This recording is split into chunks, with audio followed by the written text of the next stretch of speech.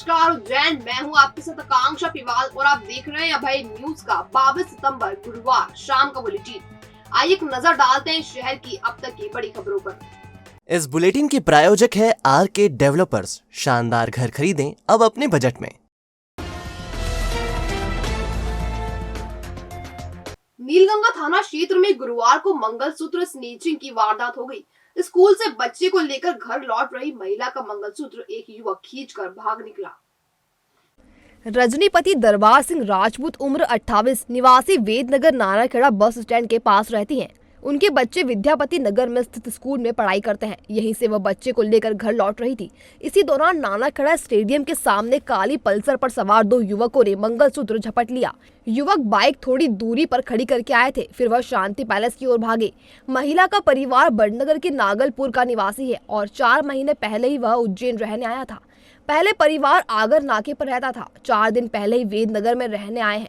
रजनी के पति बीके यादव बस कंपनी में ड्राइवर हैं और उज्जैन जीरापुर बस चलाते हैं। नीलगंगा पुलिस ने मंगलसूत्र की कीमत 8,000 रुपए आंकी है। मैं उधर से आ रही थी बच्ची को लेकर, मेरे हाथ में से गले में से एकदम मंगलसूत्र तोड़ के वो भगाए। अच्छा। 8,000 की वो थी मंगलसूत्र का, वो ना पेंडिल 2 थे मोटरसाइकिल पे। गाड़ी उनकी दूर खड़ी थी, गाड़ी नहीं देख पाई, लेकिन वो लड़के को जरूर देख लिया मैंने जिसने तोड़ा। उसमें इधर स्कूल से घर जा रही थी, ये अभी 12:30 बजे की। यहाँ बड़नगर के रहने वाले। तो यहाँ कब आए उज्जैन? 4 महीने हो गए, तो उधर आगर नाके पे रहते थे और यहाँ 4 दिन और।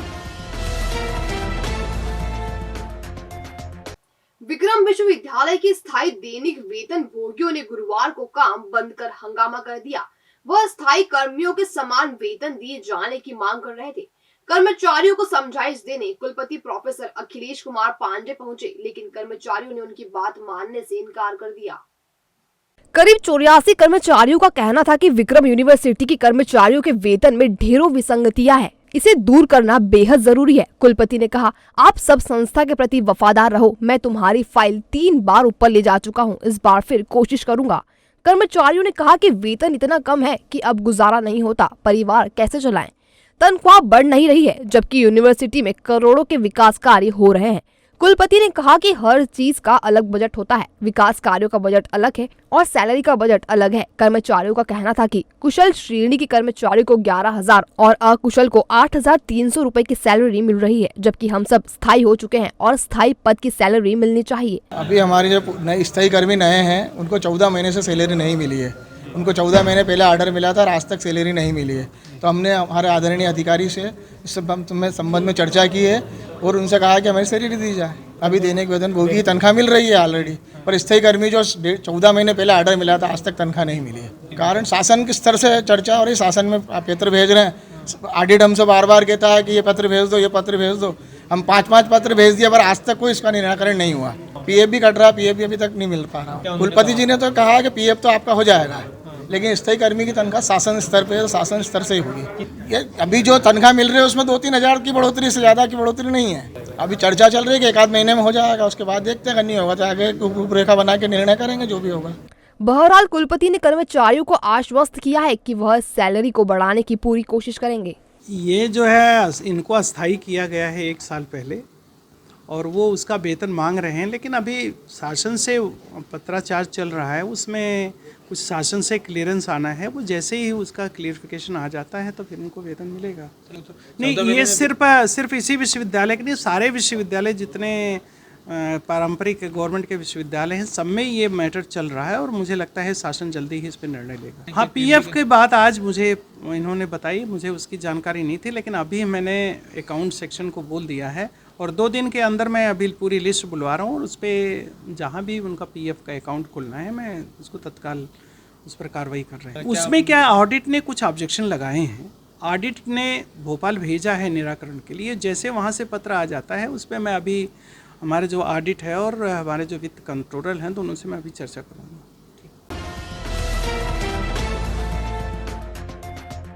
Popular front of India PFI की उज्जैन इकाई के महासचिव जमील शेख की एनआईए द्वारा की गई गिरफ्तारी पर सवाल उठाते हुए शेख की पत्नी और मां ने संभागायुक्त कार्यालय में राष्ट्रपति के नाम ज्ञापन सौंपा है। जमील की पत्नी हिना शेख ने बताया, जी वो 3:45 बजे घर में आए और दरवाज़ा बहुत ज़ोर ज़ोर से बजाने लगे। तो अंदर से मेरे शौहर ने पूछा कि कौन है, तो बाहर से कुछ जवाब नहीं आया। फिर उन्होंने चिल्ला के पूछा, तो फिर उन्होंने बोला हम हैं। फिर उन्होंने खिड़की खोल के देखा, तो फिर उन्होंने पुलिस वालों ने देखा और बोला गेट खोलो। तो जैसे ही मेरे शोहर ने गेट खोला, वैसे ही 8 पुलिस अंदर घुसी और 3 तो डायरेक्ट ऊपर गई, 2 किचन में गई और 2 पुलिस ने हमारे मोबाइल जब्त किए और हमारे पर्स चेक किए और लेट बाद बाथरूम, वॉशिंग मशीन, ये सब पूरा चेक किया गया। हमारे ऊपर की मसेरी, दोनों मेरी दिरानी की और मेरी, हम दोनों की मसेरी का एक एक कपड़ा निकाल के देखा गया। अलमारी भी पूरी खोली गई, पूरी एक एक चीज़ देखी गई अलमारी की भी। मेरा पर्स तक चेक किया, मेरे शोहर का पर्स चेक किया और 3 मोबाइल जब्त किए हमारे उसमें से उन्होंने। और एक कागज़ मिला था इसके अब्बू की जेब में से, वो भी लेके गए हैं। और कल रात से ही, मतलब फिर उसके पापा जाना नहीं चाहते थे, पर वो ज़बरदस्ती लेके जा रहे थे। फिर उन्होंने लिखत में मांगा कि आप लिखत में देके जाओ, जो मैं मेरी बीवी को देके जाना चाहता हूँ, कि मतलब कल से कुछ कार्यवाही करे तो मेरी बीवी के पास कुछ सबूत रहना चाहिए। तो वो दे नहीं रहे थे, मना कर रहे थे वो कि नहीं हमारे पास नहीं है, 15 मिनट की बात है, 15 मिनट में हम आपको खुद वापस घर छोड़ के जाएंगे। जमील की गिरफ्तारी पर मां हुसैन बानो ने बताया, एटलस पे आए थे, 3:45 बजे आए, आके आवाज़ लगाया उन्होंने। मैंने 5 मिनट तक उनका इंतज़ार करा, बोलती रही मैं कि आप कौन हो, क्या हो, तो हम दिल्ली से आए और दिल्ली पुलिस से हम, और आप गेट खोलो। मैंने कहा घर में कोई भी नहीं, हम 3 लेडीज़ ही थी। जब भी नहीं माने, वो जबरन करी उन्होंने। फिर मैंने ताला खोला, वो अंदर आए, डायरेक्ट आए तो उनके के बात करवाओ। मैंने फ़ोन उठाया, वैसे मेरी बहू को दिया, छोटी को, के ले बात करवा दो, तो फ़ोन छीन लिया हाथ में से, ना हमें बात करने दी, ना हमें फ़ोन दिया। क्या बहुत तक हमारे घर से कुरान जब्त करा है और वो जब्त करी है सब, जो भी वो हदीस की किताबें वगैरह। संभागायुक्त को सौंपे ज्ञापन में इन्होंने बताया कि जमील शेख ने कभी भी कोई गैर कानूनी काम नहीं किया है। पीएफआई संगठन से जुड़े उनके बेटे को ले जाने की अधिकृत सूचना भी नहीं दी गई। आखिर क्या कारण है कि उनके बेटे को उठाया गया? पाक साफ आदमी को जबरन उठाने से परिवार में असंतोष है। इस मामले में गृह मंत्रालय को स्पष्ट आदेश जारी करने की मांग की गई है। साथ ही उनके बेटे के साथ होने वाली अगली कार्रवाई से अवगत कराने की भी मांग की गई है। पहले नगर निगम उज्जैन और अब महाकाल मंदिर प्रबंध समिति के प्रशासक पद से हटाए गए गणेश कुमार धाकड़ को उज्जैन में ही कोष एवं लेखा विभाग में सहायक संचालक के पद पर पदस्थ किया गया है। राज्य शासन ने धर्मस्व विभाग में की गई उनकी प्रतिनियुक्ति समाप्त कर दी है। अब वो फिर से वित्त सेवा के अधिकारी हो गए हैं। इंदौर नगर पालिका के अपर आयुक्त संदीप कुमार सोनी को श्री महाकालेश्वर मंदिर का नया प्रशासक बनाया गया है। उन्होंने बीती शाम बाबा महाकाल के दर्शन कर पदभार संभाल लिया। मीडिया से रूबरू होते हुए उन्होंने इतना ही कहा कि बाबा महाकाल और उनके सेवकों की सेवा करना ही उनका एकमात्र उद्देश्य है। तो सिर्फ बाबा की सेवा करना एकमात्र उद्देश्य है और बाबा के जो सेवक हैं उनकी सेवा करना, बस यही उद्देश्य और उद्देश्य। जय श्री महाकाल। पूर्व प्रशासक गणेश धाकड़ की नई पदस्थापना शासन के वित्त विभाग ने उज्जैन कोष एवं लेखा विभाग में सहायक संचालक के पद पर की है। शासन के वित्त विभाग ने इसके आदेश भी जारी कर दिए हैं। इसमें कहा है कि 13 सितंबर 2021 को गणेश कुमार धाकड़ सहायक संचालक की सेवाएं धार्मिक न्यास एवं धर्मस्व विभाग को सौंपी गई थी। धार्मिक एवं धर्मस्व विभाग द्वारा 21 सितंबर 2022 को गणेश कुमार धाकड़ की सेवाएं पुनः वित्त विभाग को लौटाई गई हैं। गणेश कुमार धाकड़ को अस्थायी रूप से आगामी आदेश तक सहायक संचालक कार्यालय संभागीय संयुक्त संचालक कोष एवं लेखा उज्जैन में पदस्थ किया जाता है। यहाँ हम आपको बता दें कि नगर निगम में वित्त प्रभारी पद से हटने के बाद करीब 1 साल पहले गणेश कुमार धाकड़ को महाकाल मंदिर प्रबंध समिति में प्रशासक नियुक्त किया गया था।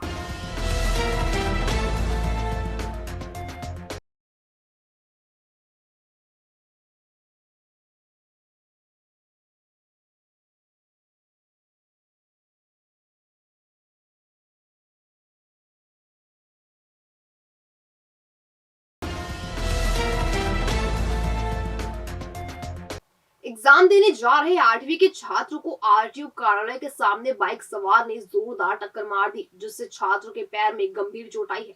उसे वहां मौजूद लोगों ने अस्पताल में भर्ती करवाया। इसके बाद पुलिस चालक और बाइक दोनों को थाने ले गई, लेकिन दोनों पक्षों के आपसी समझौते के चलते शिकायत दर्ज नहीं की गई। दरअसल महानंदा नगर का रहने वाला 13 वर्षीय जिग्नेश पिता नरेश राव उज्जैन पब्लिक स्कूल में कक्षा 8वीं का छात्र है। गुरुवार को उसका आखिरी पेपर था, जिसके लिए वह दोपहर 12 बजे साइकिल से स्कूल जाने के लिए निकला था। आरटीओ कार्यालय के सामने उसे बाइक क्रमांक MP13 FQ 9172 के चालक ने जोरदार टक्कर मार दी, जिससे उसकी साइकिल के 2 टुकड़े हो गए और जिग्नेश को पैर में गंभीर चोट लगी है। वहां मौजूद लोगों ने उसे निजी अस्पताल में भर्ती करवाया। बताया जा रहा है कि बाइक चालक का नाम आजाद पटेल है और वह नरवर का रहने वाला है। घटना के बाद पुलिस आजाद पटेल और बाइक को थाने ले गई, लेकिन दोनों पक्षों की आपसी समझौते के चलते शिकायत नहीं हुई।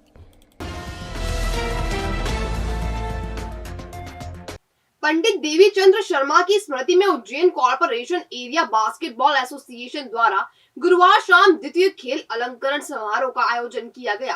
कालिदास अकादमी के पंडित सूर्य नारायण संकुल हॉल में आयोजित समारोह में बच्चों ने नृत्य के साथ योग की जोरदार प्रस्तुति से सभी को अचंभित कर दिया। कार्यक्रम के मुख्य अतिथि सांसद अनिल फिरोजिया, शिक्षाविद दिवाकर नातू, नगर निगम अध्यक्ष कलावती यादव, वरिष्ठ पत्रकार अनिल सिंह चंदेल एवं बास्केटबॉल एसोसिएशन मध्य प्रदेश के अध्यक्ष कुलविंदर सिंह गिले थे। समारोह में शहर के 30 नेशनल प्लेयर और उनके कोच को सम्मानित किया गया। साथ ही उस्ताद अलंकरण से दिवाकर नातू को सम्मानित भी किया गया।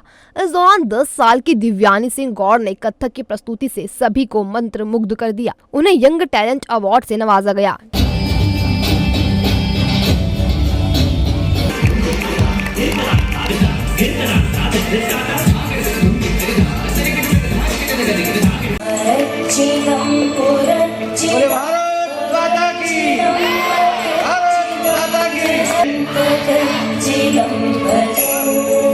Ujjain corporation area basketball association के द्वारा द्वितीय पंडित देवीचंद शर्मा स्मृति अलंकरण समारोह का आयोजन आज किया गया कालिदास अकादमी में।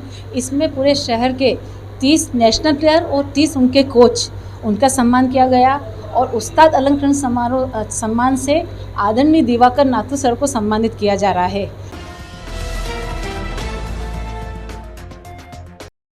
माध्यमिक शिक्षा मंडल मध्य प्रदेश द्वारा आयोजित वर्ष 2021-22 की 12वीं की मुख्य परीक्षा में शासकीय एवं अशासकीय स्कूल के वह विद्यार्थी जो पहले ही प्रयास में 75% या उससे अधिक अंक प्राप्त कर उत्तीर्ण हुए हैं, उन्हें लैपटॉप के लिए 25,000 रुपए और प्रमाण पत्र दिए जाएंगे। दरअसल मुख्यमंत्री शिवराज सिंह चौहान 3 अक्टूबर को भोपाल के लाल परेड ग्राउंड में प्रतिभाशाली विद्यार्थी प्रोत्साहन योजना के तहत स्टूडेंट्स को राशि और प्रमाण पत्र प्रदान करेंगे। इसमें व्यावसायिक परीक्षा उत्तीर्ण स्टूडेंट्स भी शामिल हैं। लैपटॉप की राशि पात्र विद्यार्थियों के बैंक अकाउंट में ट्रांसफर की जाएगी। स्टूडेंट्स के बैंक अकाउंट की जानकारी जिला शिक्षा अधिकारियों को शिक्षा पोर्टल पर 26 सितंबर तक अपडेट करनी होगी। अभियंता मोक्ष गुंडम विश्वेश्वरैया का जन्मदिन शहर के इंजीनियर्स इंजीनियर डे के रूप में मनाएंगे। इस मौके पर रक्तदान कर सम्मान कार्यक्रम किया जाएगा। रिक्त स्वीकृत पदों को भरने की मांग भी की जाएगी। Madhya Pradesh diploma engineers association के प्रांतीय अध्यक्ष सुरेश द्विवेदी ने बताया कि इंदौर रोड स्थित प्रशांति गार्डन में कार्यक्रम किया जाएगा। आइए सुरेश द्विवेदी से जानते हैं पूरे मसले के बारे में।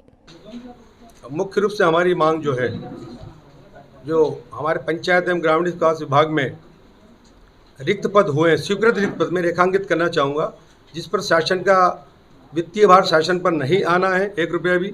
स्वीकृत पद है, रिटायर्ड हुए हमारे अभियंता साथी, कुछ दिव्यांगत हुए हैं, कुछ ने VRS लिए, उसके कारण से जो पद रिक्त हुए हैं उस पर हम चाहते हैं कि हमारे विभाग में 2006 से मनरेगा एवं प्रधानमंत्री ग्राम सड़क योजना में लगभग 1700 अभियंता काम कर रहे हैं। हमारा मांग है सरकार से कि वो उनके वरिष्ठता और उनके अनुभव को देखते हुए उनको उसको वेटेज मिले उन 500 पदों पर, ऐसी हमारी मांग रहेगी। और उस दिन हमने हमारे जो वरिष्ठ साथी हैं, विगत 2 या 3 वर्ष में जो सेवानिवृत्त हुए हैं, उनका सम्मान समारोह भी रखा गया है। और उस दिन विशेष रूप से ऐसा नहीं है शासन को ये मैसेज जाए कि हम मांगते ही नहीं है डिप्लोमा इंजीनियर संगठन, सरकार को कुछ देना भी चाहते हैं और सोशलिज्म करते भी हैं हमेशा। तो उस दिन रक्तदान भी, अभियंता साथी हमारे रक्तदान शिविर का आयोजन भी किया है और रक्तदान भी होगा उस दिन। कार्यक्रम का आयोजित किया प्रशांति गार्डन डी मार्ट के सामने।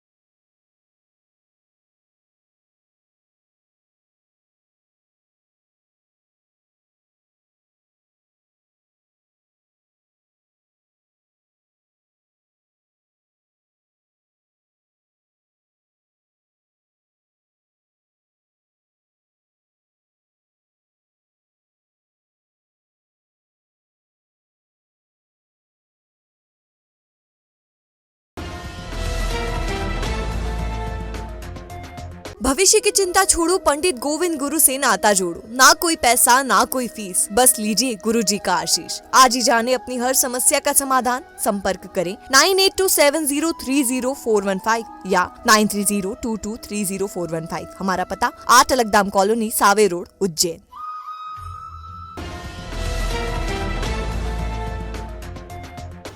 तो ये था अभय न्यूज का आज का बुलेटिन। अगर खबरों को लेकर आपके पास कोई फीडबैक हो तो हम तक कमेंट सेक्शन या इनबॉक्स के जरिए जरूर पहुंचाएं।